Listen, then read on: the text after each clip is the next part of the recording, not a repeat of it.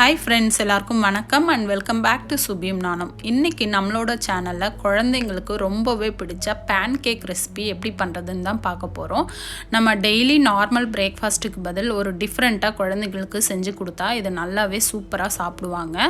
So இந்த recipe செய்யிறதுக்கு முன்னாடி இன்னும் நம்ம சேனலை நீங்க Subscribe பண்ணலனா Subscribe பண்ணிக்கோங்க. வாங்க இப்போ வீடியோக்குள்ள போலாம்.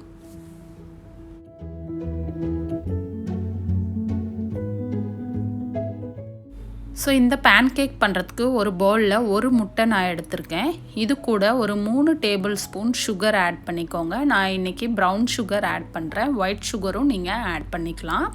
ஆட் பண்ணிவிட்டு இதை நல்லா மிக்ஸ் பண்ணி விட்டுருங்க. இந்த சுகர் கரையிற அளவுக்கு நம்ம எக்கையும் சுகரையும் நல்லா பீட் பண்ணிக்கலாம். அதுக்கடுத்தது இது கூட ஒரு டேபிள் ஸ்பூன் அளவுக்கு வெனிலா எசன்ஸ் ஆட் பண்ணுறேன். இது ஒரு நல்ல ஃப்ளேவர் கொடுக்கும் இந்த டிஷ்ஷுக்கு, அதனால தான் நம்ம இதை ஆட் பண்ணிக்கிறோம். ஆட் பண்ணிவிட்டு இதையும் நல்லா மிக்ஸ் பண்ணி விட்டுருங்க. அதுக்கடுத்தது இது கூட ஒரு கப் அளவுக்கு நான் பால் எடுக்கிறேன். பால் எடுத்து இது கூட ஆட் பண்ணிக்கலாம். இது ரூம் டெம்பரேச்சரில் இருக்கிற பால் தான். அதுக்கடுத்தது 2 டேபிள் ஸ்பூன் உருக்குன வெண்ணெய் ஆட் பண்ணிக்கோங்க. இது எல்லாமே சேர்த்து நல்லா ஒரு மிக்ஸ் கொடுத்துட்டு இதை ஒரு சைடில் வச்சிடலாம். அதுக்கடுத்தது இன்னொரு பவுலில் ஒரு கப் அளவுக்கு மைதா, எந்த கப்பில் பால் எடுத்தீங்களோ அதே கப்பில் நீங்கள் ஒரு கப் அளவுக்கு மைதா எடுத்துக்கோங்க. அதுக்கடுத்தது இதுக்கு தேவையான உப்பு, அதுக்கடுத்தது 1.5 டேபிள் ஸ்பூன் பேக்கிங் பவுடர், இது எல்லாமே ஆட் பண்ணி இதை நல்லா மிக்ஸ் பண்ணி விட்டுருங்க.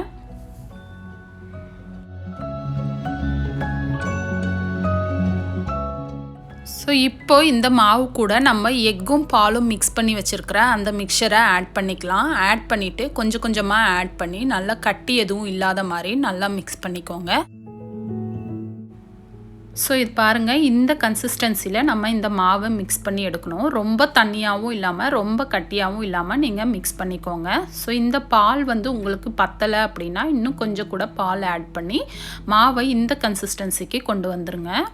அதுக்கடுத்தது ஒரு பேன் அடுப்பில் வச்சுட்டு நம்ம ஒரு 2 கரண்டி போல், சின்ன கரண்டின்றதுனால நான் 2 கரண்டி ஊற்றுறேன்.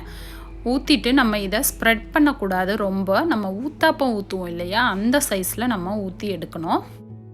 இப்போ நீங்கள் அடுப்பை ஹை ஃப்ளேமில் வச்சுக்கோங்க. கொஞ்ச நேரத்துலேயே நமக்கு இந்த மாதிரி பபிள்ஸ் வர ஆரம்பிக்கும்.